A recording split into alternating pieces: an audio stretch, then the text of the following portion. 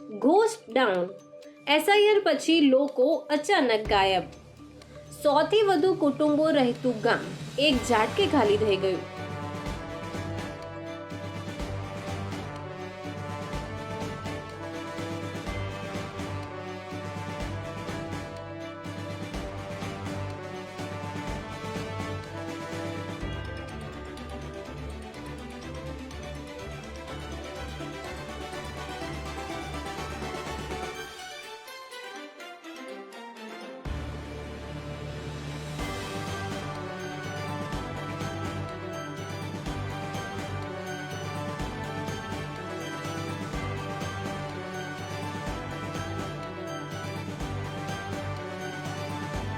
હવે તમને સમજાય કે મમતા એસઆઈઆર નો વિરોધ શા માટે કરે છે?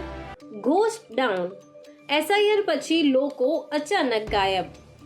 100થી વધુ કુટુંબો રહેતું ગામ એક ઝાટકે ખાલી થઈ ગયું.